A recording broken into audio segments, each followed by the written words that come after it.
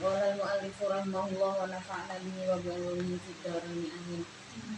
Qala Allah ta'ala fi kitabihil karim, a'udzu billahi minasy syaithanir rajim. Wa ma kana istighfaru Ibrahim li abihi illa an mau'idati wa'adaha iyyah. Wa ma kana dan tidak ada.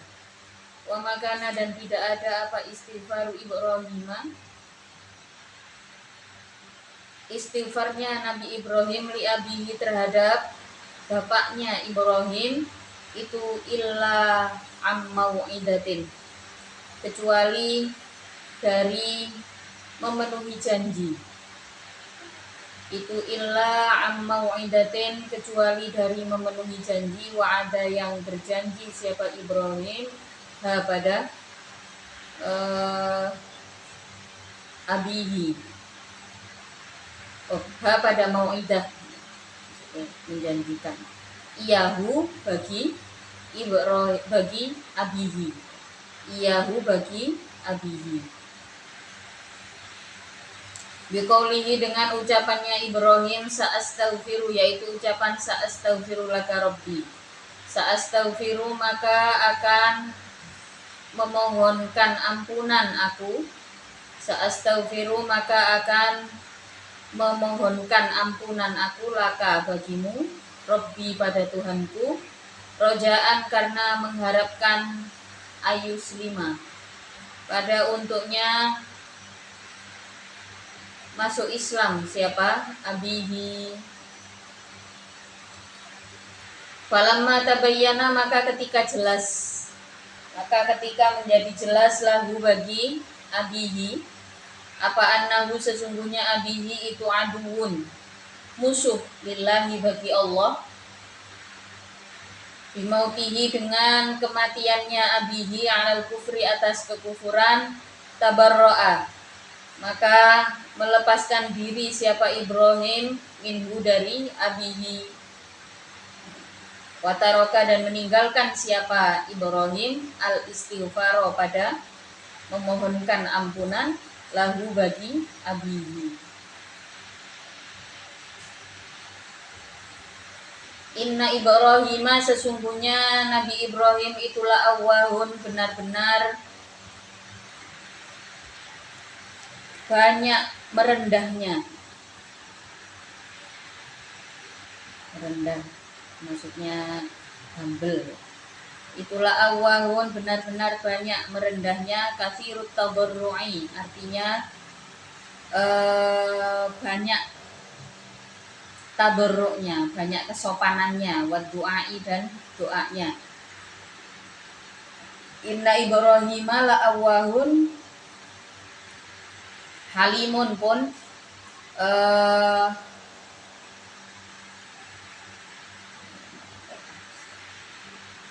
halimun pun bijaksana.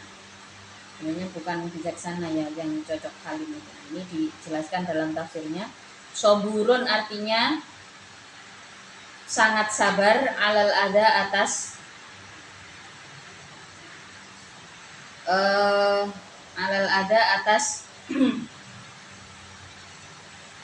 melukainya kufar, alal ada atas melukainya kufar. Nah, ini masih sambungan dari ayat yang lalu.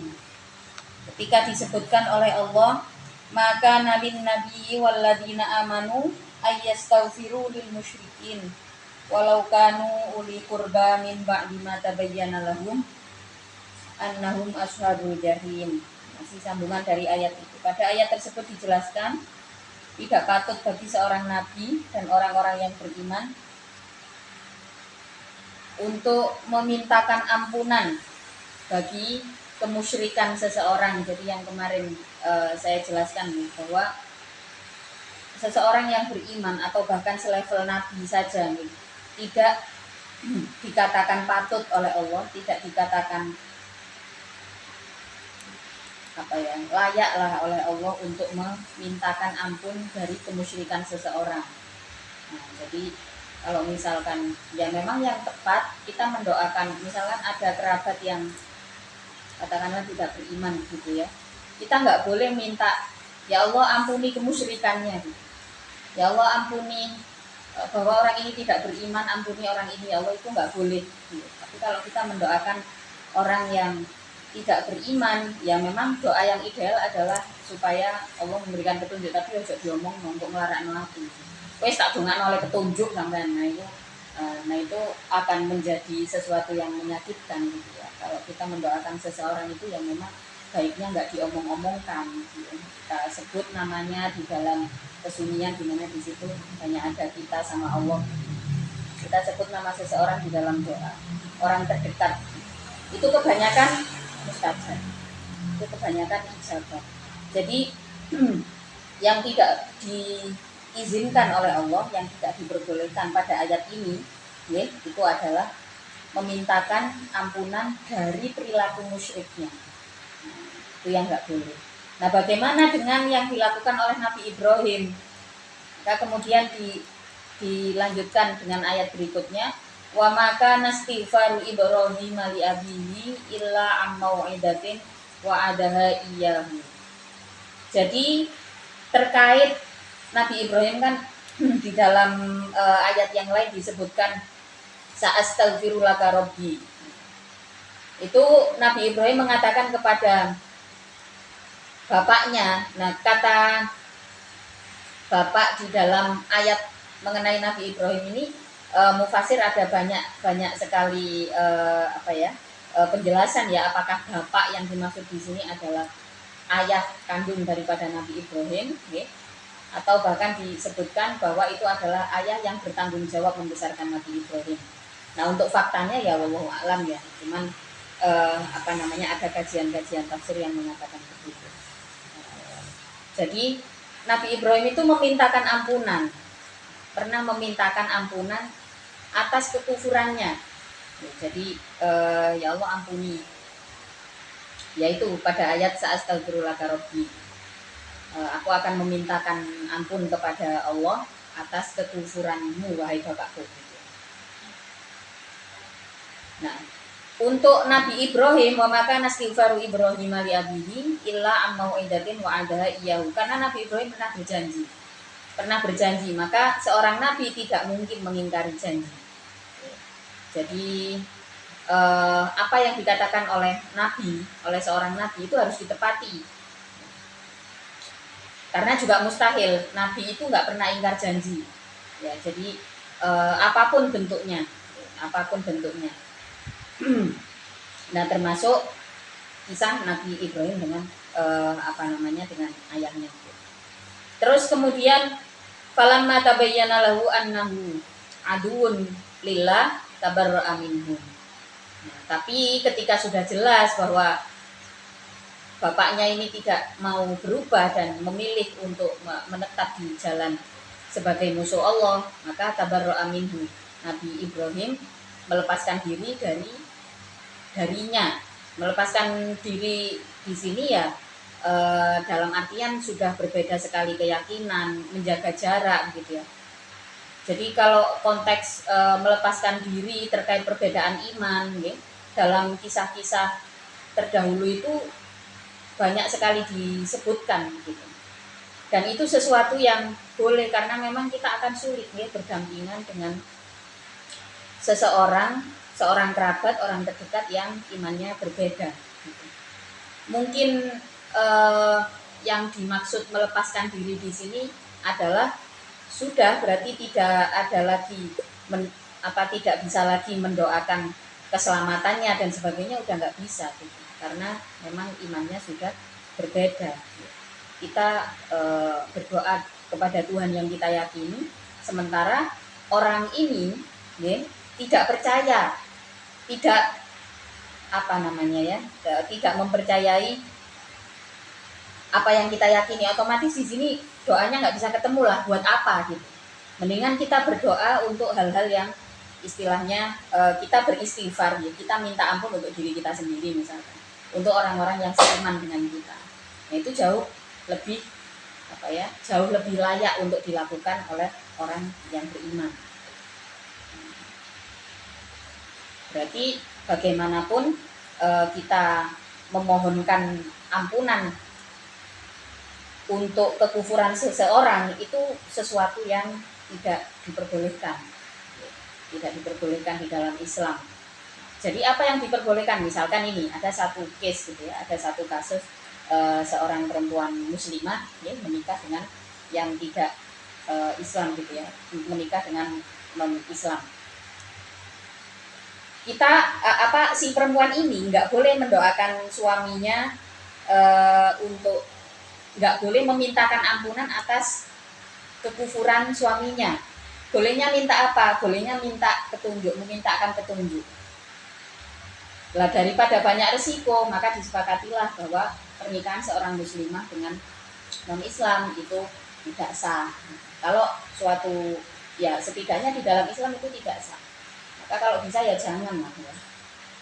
Nah terus kalau suatu saat nanti pasangannya masuk Islam gitu, apa yang pertama kali perlu dilakukan adalah tajdidun nikah, harus akad nikah lagi, karena misalkan hubungannya sudah lama, karena dulu itu pernah ada temannya Abi ya, itu suaminya Hindu, orang Bali,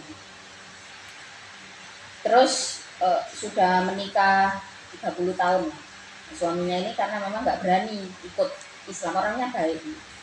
Karena apa? Kalau orang di Bali itu ada tradisi kutukan ya, untuk orang-orang yang pada zaman itu adalah satu keyakinan atau satu apa ya, kelompok keluarga begitu yang meyakini bahwa kutukan orang tua itu pasti terjadi di dunia secara langsung. Pada saat itu memang banyak sekali yang pokoknya nanti kalau anaknya masuk Islam itu dikutuk menjadi gila gitu. Otomatis si bapak ini nggak beranilah dia ikut masuk Islam, padahal ya baik. Sama Abi juga baik, sama orang-orang Islam baik, pegawainya semuanya Muslim. Sampai akhirnya pernikahan sudah puluhan tahun, barulah si bapak ini ketika ibunya meninggal ya, ibu kandungnya meninggal gitu, si bapak ini kemudian masuk Islam. Pernikahan sudah puluhan tahun, maka kemudian yang pertama kali dilakukan adalah tajdidun nikah, memperbarui akad nikah yang sesuai dengan syariat Islam. Ya, kisah hidup orang macam-macam. Jadi dua ayat ini menunjukkan ketegasan Islam di dalam melindungi akidah umatnya. Karena nanti kalau kita hanya sibuk mendoakan pengampunan untuk orang yang tidak beriman atas ketidakberimanannya. Kalau misalkan sampai mendoakan sehat boleh, kita minta kesehatannya nggak boleh, itu kita minta pengampunan. Kita minta pengampunan buat orang yang nggak percaya sama yang memberi ampunan. Masuk akal apa enggak? Kan enggak, akan menyia-nyiakan banyak waktu. Maka pada ayat tabarro'a minhum yang dimaksud adalah Nabi Ibrahim sudah tidak lagi melakukan hal itu untuk ayahnya, untuk bapaknya. Ketika sudah jelas bahwa si bapak ini tetap milih berhala gitu, tetap milih berhala. Nabi Ibrahim melepaskan dirinya adalah ya sudah, berarti saya nggak perlu memintakan ampunan, karena sekeras apapun kita minta ampunan atas kekufurannya itu akan sia-sia. Dari awal si orang ini sudah nggak percaya sama yang memberi ampunan. Itulah kenapa jangan sampai menyia-nyiakan ya. Artinya sampai dikatakan tabarro'a minhu, sampai dikatakan nggak perlulah itu, nggak perlu dilakukan. Terus dilanjutkan inna Ibrahim la'awwahun halim. Sungguh Nabi Ibrahim adalah, jadi setelah kalimat tabarro'a minhu ya, yang ditafsirkan di sini watarokal istighfar. Jadi tabarro'a minhu di sini yang dimaksudkan bukan kok terus jadi kurang ajar gitu ya sama orang tua, enggak. Tapi yang dimaksud di sini adalah Nabi Ibrahim tidak lagi memintakan ampunan untuk bapaknya. Watarokal istighfar. Inna Ibrahim la'awwahun. Di kalimat berikutnya dijelaskan bahwa sungguh Nabi Ibrahim, ada innanya di situ ya, berarti ada penekanan. Sungguh Nabi Ibrahim itu adalah orang yang banyak kebaikannya, banyak kerendahan hatinya. Awwahun itu banyak kerendahan hatinya, artinya katsirotut tadarru'i. Dikenal bahwa Nabi Ibrahim itu adalah khalilullah, kekasih Allah, karena empatinya sangat tinggi. Empatinya sangat tinggi. Itu Nabi Ibrahim. Ada banyak sekali cerita tentang betapa halus, betapa lembutnya hati Nabi Ibrahim itu ya. Maka kemudian menurunkan seorang nabi Ismail. Nabi Ismail itu juga dikenal mewariskan karakter empati pada keturunan Nabi Muhammad, ya, pada keturunan Rasulullah. Maka mudah-mudahan kita termasuk dari umat yang demikian memiliki empati yang baik, ya, seperti yang dimiliki oleh Nabi Ibrahim sampai mendapati julukan Khalilullah, kekasih Allah. Jadi di sini disebutkan halimun. Halim yang dimaksud soburun alal ada.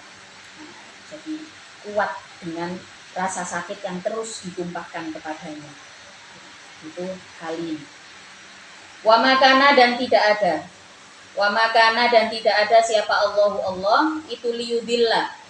Benar-benar menyesatkan siapa Allah. Itu liyudillah, benar-benar menyesatkan siapa Allah kauman pada kaum ba'da idhada, setelah menunjukkan siapa Allah hum pada kaum lil islami, terhadap Islam, hatta yubayyina, sampai menjelaskan siapa Allah lahum, atau memperjelas siapa Allah lahum bagi kaum ma pada perkara yattaquna, yang takut siapa kaum pada ma. Minal amali artinya dari perbuatan, fala yattaqu, maka tidak menjauhi siapa kaum hu pada ma. Fala yattaqu, maka ketika tidak menjauhi siapa kaum hu pada ma, fayastahiqu, maka berhak siapa kaum al-idlala, pada disesatkan. Ini janji Allah ya, wa ma kana Allahu liyudilla qauman ba'da idh hadahum hatta yubayyina lahum ma yattaqun. Dijanjikan oleh Allah, siapapun yang sudah diberikan petunjuk tidak mungkin disesatkan. Siapapun yang sudah diberikan petunjuk tidak mungkin disesatkan. Coba kita pikir, kalau kita masih sering tersesat, okay, berarti ada petunjuk Allah yang sengaja kita jauhi. Ada petunjuk Allah yang sengaja kita jauhi. Ada petunjuk Allah yang belum benar-benar mendekat kepada kita. Karena janji Allah itu pasti ya. Di situ ada ma, okay, nafi yang bertemu dengan fi'il madhi. Wa makana, tidak mungkin ada. Artinya apa? Allah menjanjikan keniscayaan. Allah memberi kepastian bahwa setiap orang yang sudah mendapatkan petunjuk tidak mungkin tersesat. Tidak akan tersesat. Kalau sewaktu-waktu kita masih tersesat, berarti ada ini petunjuk yang belum kita tahu. Itulah kenapa orang yang beriman tidak boleh berhenti belajar, tidak boleh berhenti berproses. Kalau istilahnya Abdiyah itu di dalam Jihadul Hayat, gimana ya kata-katanya? Nah, pokoknya terjemahannya gini, di dalam kehidupan ini itu ada yang namanya kebaikan yang diusahakan. Khairun maksudun, itu kebaikan yang diusahakan. Manusia nggak boleh berhenti berproses. Supaya apa? Supaya semakin dekat dengan petunjuk Allah. Semakin dekat kita dengan petunjuk Allah, maka potensi-potensi kita tersesat itu ya semakin kecil gitu ya. Kemungkinan kita tersesat itu semakin kecil. Jadi orang yang sudah mendapatkan petunjuk, kemungkinan tersesatnya itu kecil. Masalah perjalanan ya, satu contoh. Masalah perjalanan, lebih baik arah daripada jarak. Kalau kita cuma mikir jarak, mungkin kita bisa berjalan jauh, tapi kita akan tersesat. Nah, hidayah itu adalah arah. Maka dalam menempuh perjalanan hidup, ya, yang lebih penting daripada jarak itu adalah arah. Arah itu adalah hidayah, petunjuk. Mudah-mudahan kita senantiasa mendapatkan petunjuk.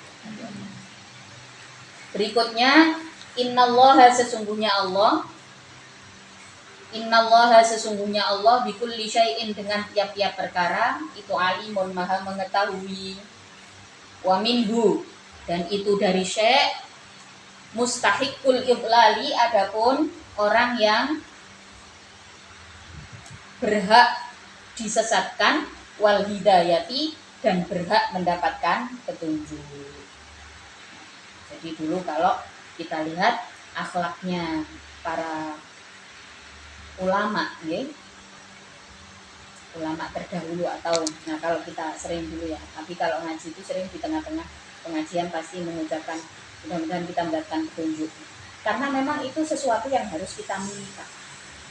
Innallaha bikulli syai'in alim. Allah maha mengetahui pada setiap perkara. Yang dimaksud apa di sini? Allah itu tahu mana orang yang berhak mendapatkan petunjuk, mana orang yang tersesat, mana orang yang haknya, ya, urgensinya, kebutuhannya itu adalah menjadi orang yang tersesat. Alhamdulillah kalau sampai itu terjadi. Maka mudah-mudahan kita termasuk orang yang berhak mendapatkan petunjuk Allah. Ojo sampai kita menjadi mustahiqul idlal, orang yang berhak mendapatkan kesesatan. Alhamdulillah. Jadi dulu Umi itu sering pesen sama saya yang tidak kalah penting ya, yang harus selalu ada di dalam doa kita itu adalah kita minta supaya kita tidak menjadi ujian bagi orang lain. Ternyata iya, itu yang harus diminta. Ternyata di antara job desk umat manusia, ya, atau job desk seluruh makhluk Allah, itu ada loh makhluk yang job desknya itu adalah untuk menyesatkan manusia, adalah untuk menyesatkan gitu ya. Itu namanya setan dan iblis. Manusia sendiri job desknya juga beragam. Maka kita minta sama Allah job desk yang baik. Ya Allah, jangan sampai saya dikasih job desk untuk menjadi cobaan bagi orang lain. Nah itu sering dulu Umi bilang. Ketika saya sudah bertambah dewasa, paling penting kita minta sama Allah supaya apa? Tidak menjadi cobaan bagi orang lain. Berikutnya, Innallaha sesungguhnya Allah Innallaha sesungguhnya Allah itulahu itu tetap bagi Allah mulkus samawati adapun mulkus samawati adapun kerajaan langit-langit wal ardi dan kerajaan bumi. Yuhyi yang menghidupkan siapa Allah, wa yumitu dan mematikan siapa Allah. Wa ma lakum dan tidak ada itu bagi kalian ayyuhan nasu wahai umat manusia min dunillahi dari tanpa Allah ay ghairihi artinya dari selain Allah min waliyin adapun kekasih min waliyin adapun kekasih yahfadhu yang menjaga siapa wali kum bagi kalian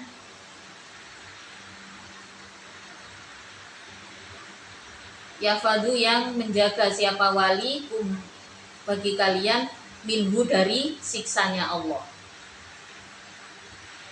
Innallaha lahu mulkus samawati wal ardi yuhyi wa yumit wa ma lakum min dunillahi min waliyyin wala nasir. Tidak ada bagi kita semua wa ma lakum dan tidak ada bagi kalian dari selain Allah yaitu yang paling patut untuk menjadi kekasih ya. Wali itu seringkali dimaknai kekasih karena memiliki arti apa? Sebagai penjaga. Hanya Allah yang bisa menjaga kita dari siksanya. Bagaimana kita menjadi seorang hamba yang dikasihi oleh Allah. Wala nasirin dan tidak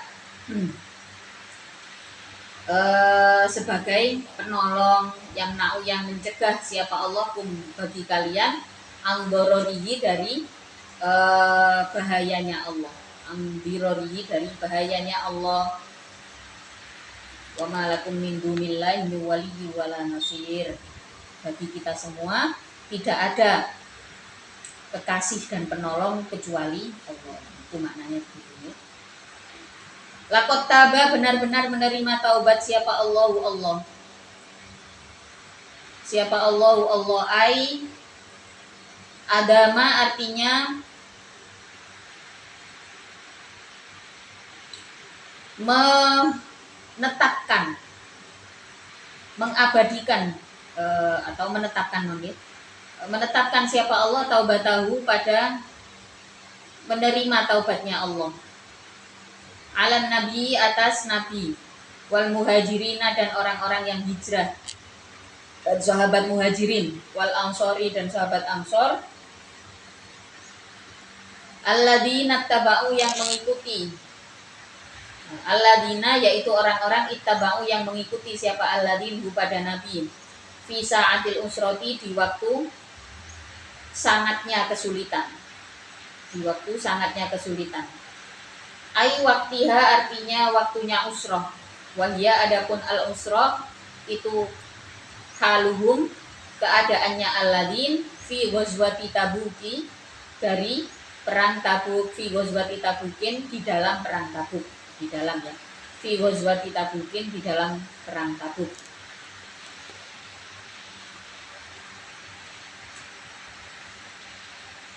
Allah menerima taubatnya Nabi dan sahabat muhajirin dan ansor. Sahabat muhajirin dan ansor ini adalah alladzina tabauhu fi sa'atil usrati. Allah terima taubatnya. Siapa yang dimaksud dalam ayat ini? Karena ada siapa ar-rajulani, dua orang, yaqtasimani, yang membagi siapa ar-rajulan tamrotan, pada kurma. Wal asyratu, dan adapun 10 orang itu ya'takibuna, bergilir siapa asyroh al-ba'iro, pada satu onta, al-ba'iro pada onta, al-wahidu yang satu, washtadda, dan sangat apa al-haru, panas, hatta syaribu, sehingga minum siapa al-asyroh al-farosa, pada peresannya tepung. Jadi perang Tabuk itu perang yang paling berat, ya. Situasinya panas, ekonomi sedang sulit, ya. Benar-benar dalam situasi yang sa'atil usroh, sangat-sangat sulit. Nah, orang yang ikut sama Rasulullah itu ya juga mengalami kesulitan yang teramat sangat gitu ya. Ada 2 orang yang membagikan kurma, ya jelas 2 orang ini akan dijamin pengampunannya. Kemudian ada 10 orang yang dalam perjalanan itu bergantian menunggangi satu onta. Sangat-sangat berat situasinya. Tidak sampai di situ, kesulitannya juga terjadi di cuaca yang panas ekstrim. Karena kalau di Mekah kalau pas panas ekstrim itu benar-benar panas banget. Saudi itu kalau pas panasnya bisa di atas 45 derajat ya, dengan kelembapan yang nggak lembab sama sekali, benar-benar kering. Kelembapan itu hanya bisa didapat kalau kita makan makanan yang tepat. Pada saat musim haji, pas saya haji itu pas cuacanya benar-benar panas ya. Itu nggak ngapa-ngapain aja nih, kulit itu bisa benar-benar kering, terus alergi cuaca itu udah luar biasa.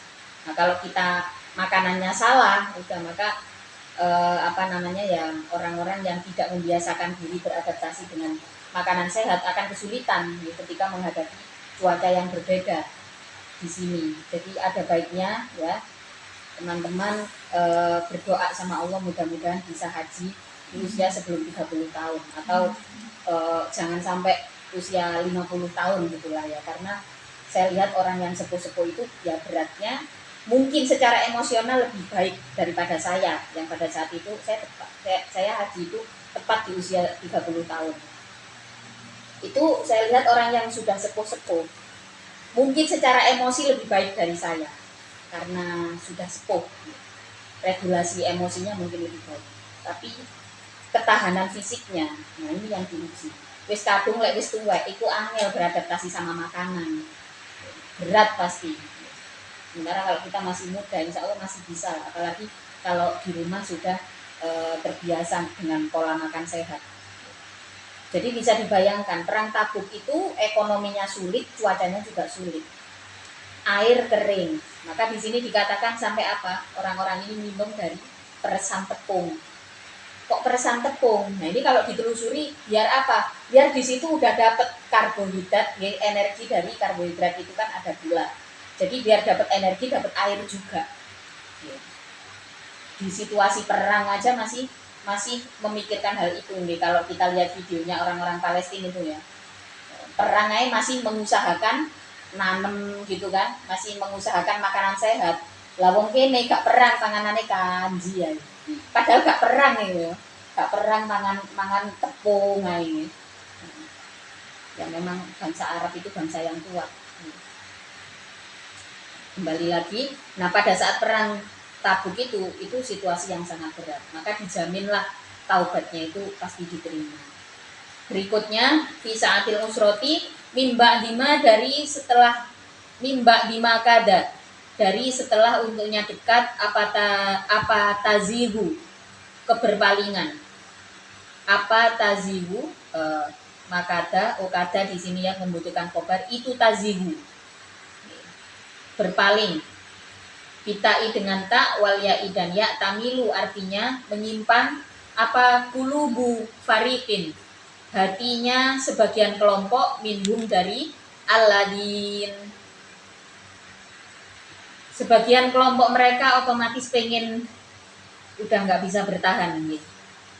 An ittiba ini dari mengikuti Nabi. Ilat takhallufi pada mundur dari perang. 5 karena perkara yang adapun alladin itu fihi di dalam minasyiddati nyatanya dari kesulitan. Jadi sebagian orang mundur. Tapi summataba kemudian bertaubat siapa alladin alaihim atas summataba kemudian memberi penerimaan taubat siapa Allah gitu ya. Summataba kemudian memberi penerimaan taubat siapa Allah alaihim atas alladzin bisabati dengan tetap mengikuti Nabi. Innahu sesungguhnya Allah bihim dengan alladzin itu raufun sangat mengasihi, rohimun pun mengasihi sebagai orang-orang yang terpilih. Ya, kalau raufun itu pengampunan khusus ya, yang diberikan, demikian pula dengan rohimun. Rohimun itu bukan sekedar rohman, tapi rohimun itu sebuah hubungan kasih yang lebih dalam ya, dari sekedar memenuhi cinta kasihnya Allah terhadap makhluk.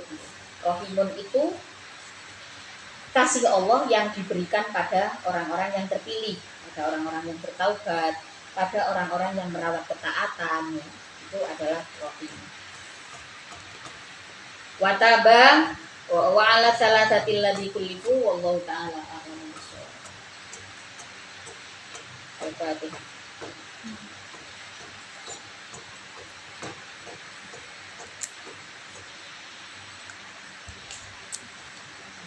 Majlis.